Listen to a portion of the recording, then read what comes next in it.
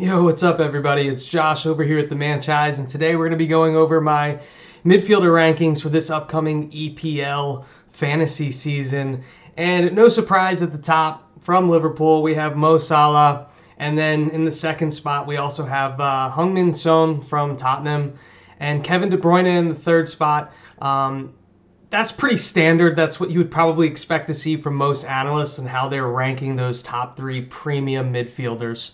So all of those guys are worthy of a first round pick. You could really make a case for De Bruyne being picked over Son potentially, like second overall. But other than that, I mean, Salah's the consensus number one. You expect him to lead the Premier League in goals and assists and fantasy points. And then, it's just a preference whether you like Son, who's going to probably rack up more game time and minutes than De Bruyne. But, when De Bruyne is in, he's going to average a ton of fantasy points per game. So once we get past those top three, then I have Raheem Sterling fourth in my midfielder rankings. And I just think that Sterling is going to be successful at Chelsea. I think he's going to be on the pitch a lot. He's going to rack up a lot of minutes. And depending on the formation that they play, he could be like, their striker in certain formations. So I'm interested to see what Chelsea does this year. If they play three center backs with two wing backs, and Havertz and Mount are in that central attacking midfielder role, then I would assume Sterling's going to be at the guy up top, and that should lead to a lot of scoring opportunities for him. So that's why I have Sterling slotted in there as my fourth midfielder. Beyond Sterling, Bruno Fernandes. Now, here's the thing with Bruno. He's nailed on for all of their PKs. So he's going to get some cheap goals that way, which is nice. He should also rack up a ton of minutes. Now, last season, he struggled a bit.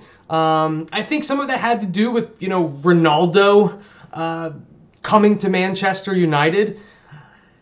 He took over the PKs, and that had an impact on Bruno's fantasy performance. But as you guys are aware, Ronaldo's probably not going to start off the season with Man U. So I would think those PK responsibilities go back to Bruno. And who knows, if Bruno has a season this year that he had 2 seasons ago, then, he's a guy that you want on your team. And it's a possibility if Ronaldo doesn't come back to Man U and ends up getting transferred. So after Bruno Fernandes, I have Kulusevski from Tottenham. And this is an interesting one because I've seen him high, like right where I have him in my rankings, or I've seen him a little bit lower. I think some people got scared when Tottenham signed Richarlison, but I just think Kulusevski played so well the second half of last season after Tottenham transferred him into the squad. And he just had it just clicked. Him, Kane, and Son, they were like a well-oiled machine. So I look for that success to carry over into this season. Now, there is that inherent risk with Richarlison. If Tottenham starts off slow or if Kulusevski struggles a bit, I wouldn't be surprised if Conte makes the switch. But as of now, there's just too much upside with a guy like Kulusevski playing beside Son, playing beside Kane.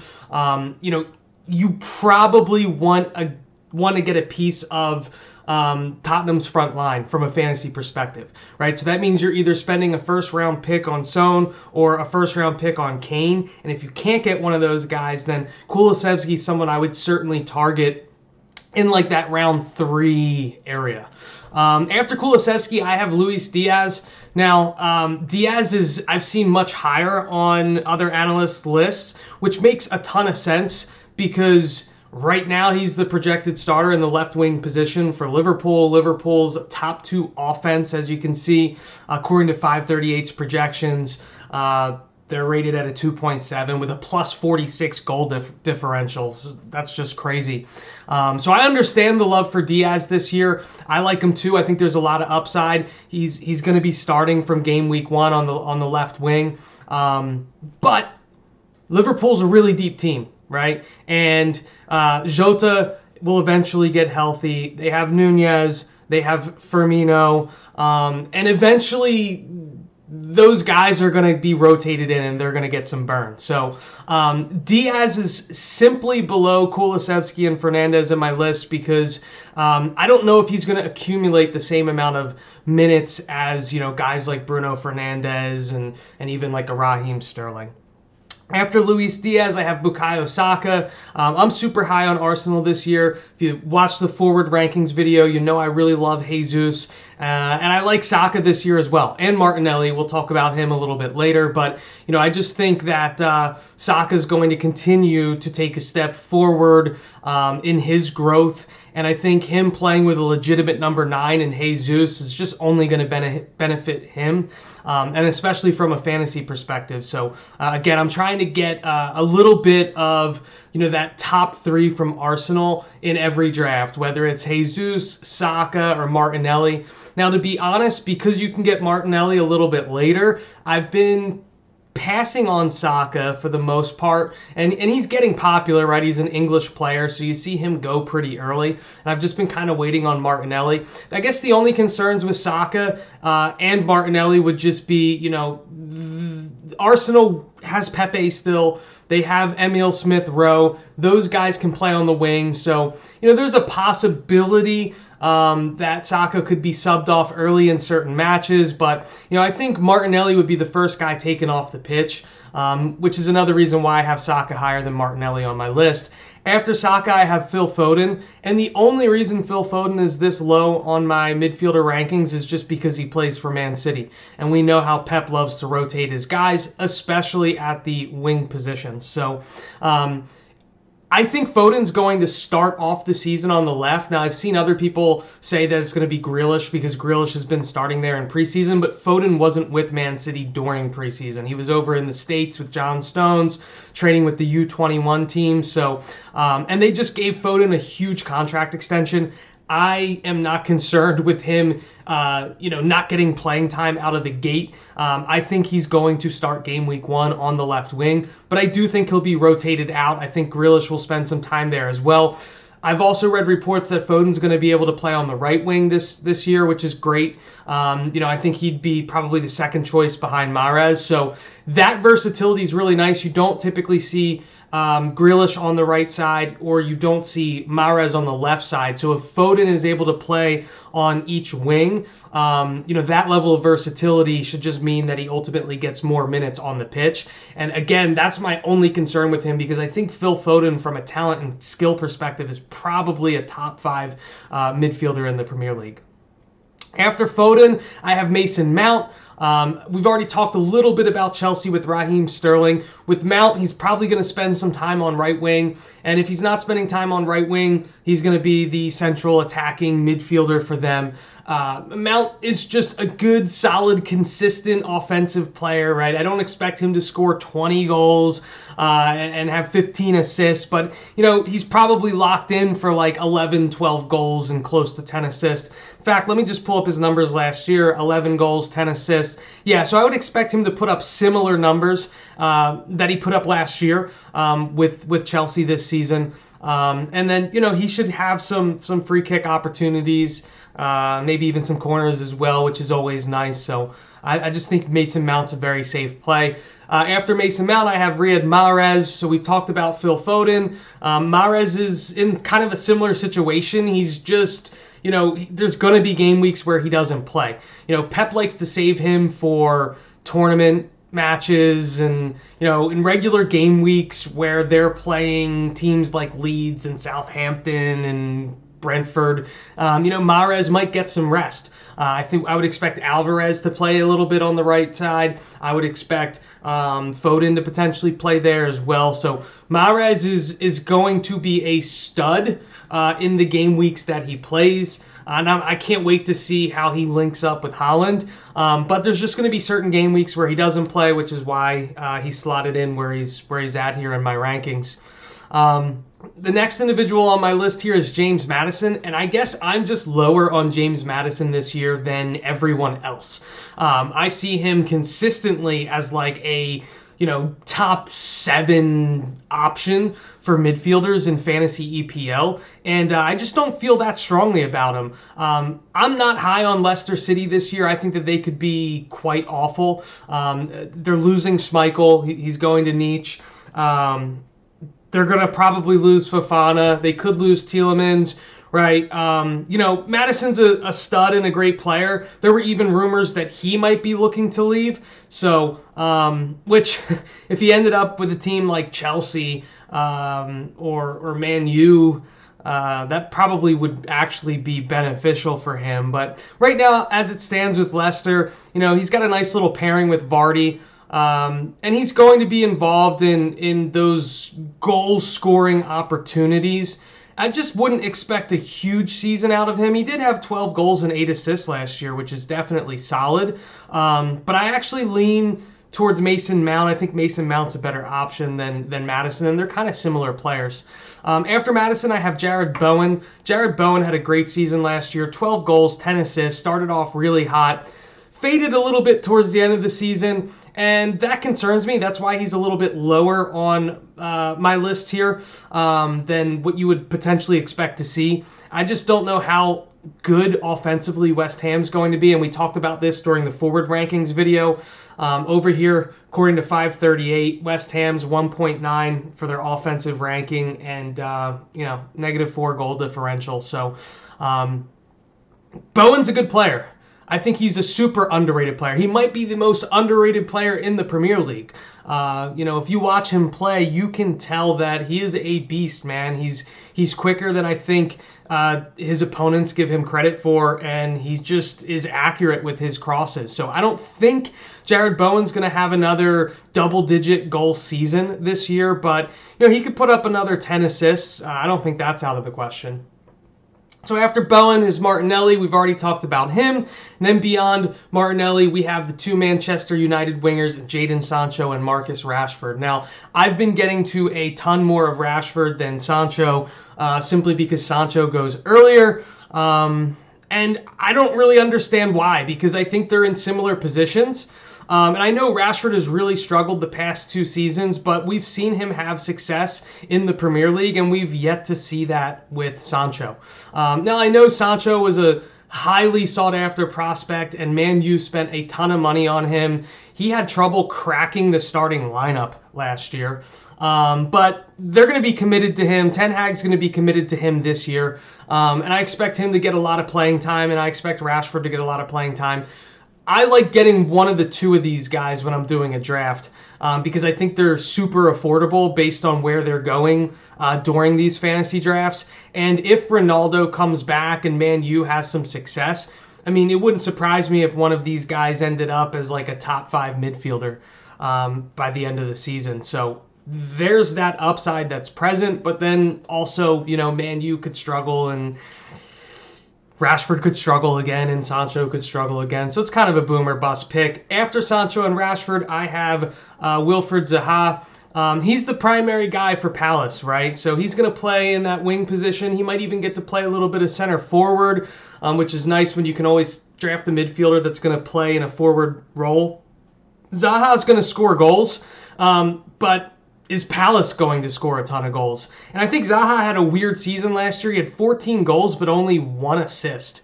And that just shows you that he doesn't have a lot of help surrounded with at Palace. So it's kind of a one-man show there offensively. Now maybe Edouard takes a step forward, or Olise. I mean, they have some young talent, so Palace, and again, they don't have too high of an offensive ranking here looking at 538's projections. But I think Palace could be slightly better than they were last year, at least offensively. For me, it's just Zaha is probably a good third midfielder to have on your team if you need a guy that's just going to soak up a ton of minutes and does have goal-scoring potential. But I don't think he has the upside as guys like Jadon Sancho and Marcus Rashford and Martinelli, or even the Man City wingers. Speaking of Man City, talk about Grealish. I have him next on the list here. And I don't think he's going to be a first-choice winger. for Pep this year. So that's why I have Grealish pretty low in my rankings. But he is going to get rotated into the team quite a bit. We know Pep likes to rotate his squad, and Grealish will probably be like the first off the bench. As a result of that, playing with the talent that he's going to be surrounded with in Manchester City, he's going to have a ton of opportunities. He was successful 2 seasons ago with Aston Villa, and we've seen this theme before. Man City brings over a player, tries to bring them into their system, and that player struggles. And then the following season, after a year of experience, they take off. I'm hoping that's what happens for Grealish, because I'm a Man City fan. And I really like Jack Grealish. I'm a big fan of his style of play. But, it's going to be difficult with Mahrez and Foden ahead of him. But he's a guy I like to take a gamble on, because as I mentioned, if there's an injury or something and he ends up a full-time regular starter for Man City, he's going to put up numbers. After Grealish, I have Coutinho here. Coutinho's kind of a tough one. I don't know how Gerrard's going to play him. I don't know if he's going to play him on the left wing. I don't know if he's going to play him in a central attacking role. I don't know if they're going to line up with 2 forwards. I don't know if they're going to line up with just 1 forward. I have no idea. I do know that Coutinho showed moments of brilliance last season for Aston Villa, but then he also had game weeks where he pretty much didn't produce at all. So he's kind of a boomer bust player, but I like the upside. I mean, Coutinho was amazing for Liverpool. He was a bust for Barca, but it looked like he got that, second wind and that second chance at Premier League life last year with Villa, and if that carries over, then Coutinho is a guy that I like to target in the middle rounds. After Coutinho, I have Allan Saint-Maximin. Now with Saint-Maximin, this is tough. I've talked about in my previous video in the forward rankings that I really like Newcastle this year. I expect them to take a step forward with all the money that they've invested into the club. And I would expect Saint-Maximin to just have better opportunities to put up better fantasy numbers this year. The guy you could argue he's the best dribbler in the EPL. He's so talented, but he just wasn't super productive last season. I think he had 5 goals and 5 assists. Those numbers aren't good enough for a guy like Saint-Maximin, who's that talented and that skilled. So that's where he is in my rankings. He has the upside. I think he has a better season.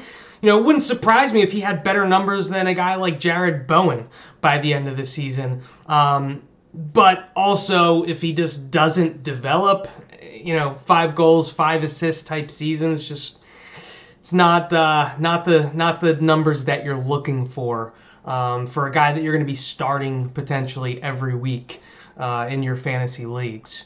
After Saint-Maximin, now we're going to get into a spot where we're looking at more of the standard center midfielders. And I have them ranked with James Ward-Prowse, Martin Odegaard, Jesse Lingard, and then Bernardo Silva. So all of these guys kind of play in that central midfield role. Ward-Prowse for Southampton, to me, is the best option out of the group of those 4, simply because he's going to get all the set-piece opportunities. So I think, with that being said, he has the ability to potentially rack up some additional goals and assists that maybe the other guys wouldn't have. I have Odegaard second in that tier, simply because I think Odegaard is going to play in that attacking midfield role. And with Saka and Martinelli and Jesus, and it looks like Arsenal could be an offensive juggernaut, Odegaard could definitely rack up some assists. I don't think he's going to score a ton of goals. Beyond that, Jesse Lingard plays for Nottingham Forest. We saw when Lingard played for West Ham 2 years ago when Man U loaned him out, he was just like a completely different player. When he was the primary option on the pitch for his club, it was like everything ran through Lingard, and he just put up crazy numbers. And then last year, again, didn't do much with Man U, and he really didn't see much of the pitch. So I'm interested to see how he plays for Nottingham Forest this year. I think there's some upside there with Jesse Lingard, But the problem is he plays for Nottingham, and they're not going to score a ton of goals this year. In fact, they, according to 538, are the lowest ranked offensive team. So I think his upside's a little bit limited. And then Bernardo Silva, this one's tricky. Because Bernardo Silva did have a great season last year, but that was also because KDB missed a ton of time. And when KDB is out, they put Bernardo Silva in more of that central attacking midfielder role. And I just don't think there's a spot for him on the pitch in that role when KDB is healthy, and KDB is healthy right now. So Bernardo Silva basically needs a KDB injury to provide the same level of production that he provided last year. And that could happen, if KDB gets hurt and for some reason Bernardo Silva is a free agent in your league, go rush to pick him up because he's going to slot in nicely there. The other thing with Bernardo Silva is the rumors haven't died down. Barcelona is apparently still interested in him. Paris Saint-Germain is potentially still interested in him. And, that just makes me want to be a little bit more cautious with taking a guy that could potentially be transferred out. As a Man City fan, I would hate to see it because I'm a big Bernardo Silva guy. After Bernardo Silva, I have the two wingers from Wolves, Daniel Podence and Pedro Neto. I actually like Podence a little bit more than I like Neto, and it's definitely different from what I've been seeing in other videos and other rankings that are out there. I think people are super high on Neto because he's young, and last year he was out due to injury, and now he's healthy. But, if you look at Neto's per game stats throughout his career, he's never been a huge goal-scoring threat, and he's not been the greatest playmaker either. So I think it's like 20 goals and 23 assists in like over 100 or so matches. And I know he was a young player, but I'm just not as high on Neto as other people are this year. I'm sorry. Podence, I actually like better. I think he's better offensively. And with Jimenez out, I don't see Wolves playing Neto in that forward position. If they're going to play any of the wingers in the forward position, it's going to be Podence. And if he does play in that forward position, then there's a premium. There's a reason to go get a guy like Podence. And I don't really even see him being drafted in a lot of drafts.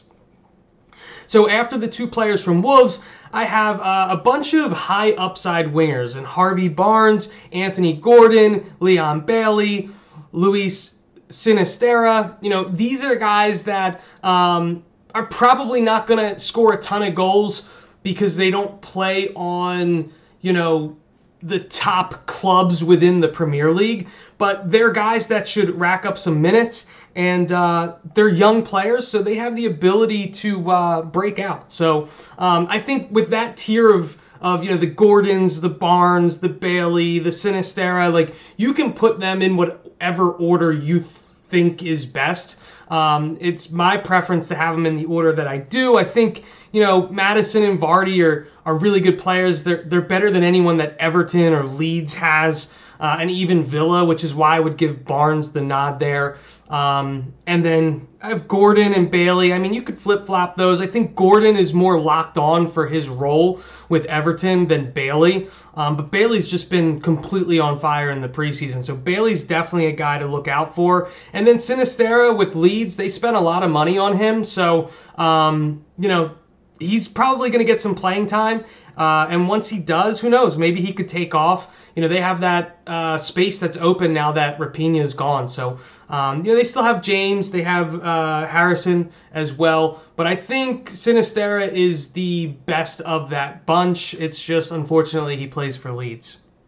And then I also have Leandro Trossard there. He's probably the best winger for Brighton. I have him a little bit lower just because I don't know. Brighton's just not that dynamic offensively. And I know 538 actually likes them this year with a 1.9 offensive rating, which is about league average. That kind of surprises me. I just don't think Trossard has the same upside as some of the other wingers that we've talked about today. So I guess that's why I'm a little bit lower on him.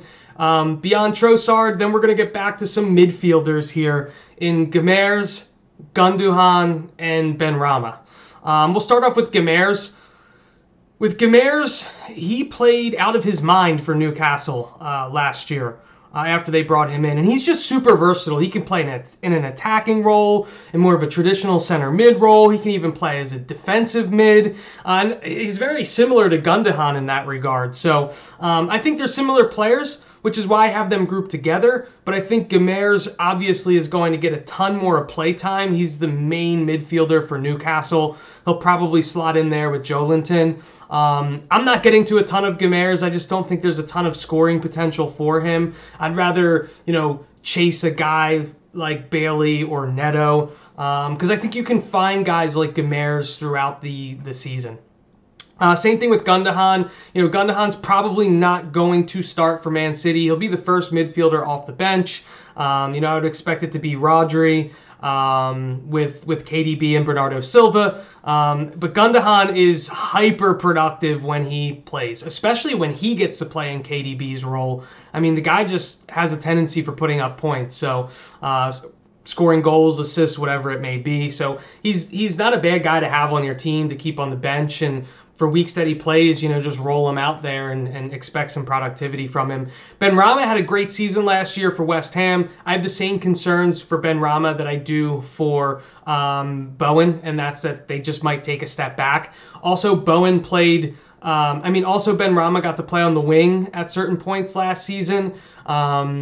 I don't know if that opportunity will still be there for him this year. I think he's going to play more of that traditional midfielder role for West Ham this year, so I have him there. And then there's also Fornals, who's going to play on the left wing, probably opposite of Bowen on the right side, which is why I wouldn't expect to see Benrahma as much in that wing position. So Fornals, I think, has some upside. In fact, you could argue that Fornals should be ahead of Benrahma on this list. The rest of these guys in the next tier, it's really entirely up to you as to what your preferences are. The way that I have them listed is Eriksen from Man U, going to be productive when he plays. I don't expect him to start. Olise from Crystal Palace, McGinn from Aston Villa, who's, typical central midfielder, not necessarily in an attacking role. Tielemans from Leicester, again, he's in a very similar position as McGinn. Rodri, Rodri is probably going to be higher on a lot of other rankings because he's a midfielder for Man City, but he's truly that pivot, right? So he's a defensive mid. He happened to score 7 goals last year. I don't expect him to score another 7 goals this year. It's a lot of his goals were long shots, absolute lasers, and he's a stud. I think Rodri's super underrated, but I just wouldn't expect him to put up the numbers that he had last year. Jack Harrison, we've talked a little bit about Leeds. Declan Rice, he's going to be similar to Rodri. He's a pivot, and West Ham might struggle this year. I just don't see a lot of offensive potential for West Ham, so I'm a little bit lower on Declan Rice. Christian Pulisic, he might not even be with Chelsea. Even if he sticks around, he's not going to start. He's got upside because he's productive when he's on the pitch, but who knows how many minutes he'll really get. Andres Pereira, he's going to be the main guy for Fulham in the midfield, especially in an attacking role. So Pereira's a nice guy to take as like your 5th and final midfielder because there's some upside there. He's going to rack up a ton of minutes. So he's not a bad guy to have on the bench. Then we have Souček. He's another kind of pivot for West Ham. Scored a ton of headers 2 years ago. Kind of came back to earth last year. Just not a guy I'm too interested in. Emile Smith-Rowe, he makes the cut. He is banged up right now, so I'm not super high on him. But last year when he did see the pitch, he was pretty productive. Now, he got to play wing last year quite a bit. Martinelli was hurt. Pepe was just not very good. I don't know if that's going to happen this year. If Saka stays healthy and Martinelli stay healthy, I don't think there's going to be too much of a spot for Smith-Rowe on the wings. And with Odegaard there as the attacking mid, there isn't too much of a spot for Smith-Rowe in that cam position either. So I think, unfortunately, he's just the guy that's going to be left out. But he'll probably be the first guy off the bench. So there is some upside there in case there's an injury. And then we have Gray from Everton, Eze, and Dwight McNeil. So, those guys are all wingers that don't necessarily play for the greatest teams. And, there's some upside there, but guys that I'm not getting to in my drafts. So, hopefully, today's video, you guys got some knowledge out of this. go ahead and smash the like button and subscribe to the video. I hope you guys kill your fantasy drafts. And, the EPL season is right around the corner. It starts this weekend. Check out the forward rankings video, and I'll be releasing videos on defender rankings and goalie rankings as well. Peace.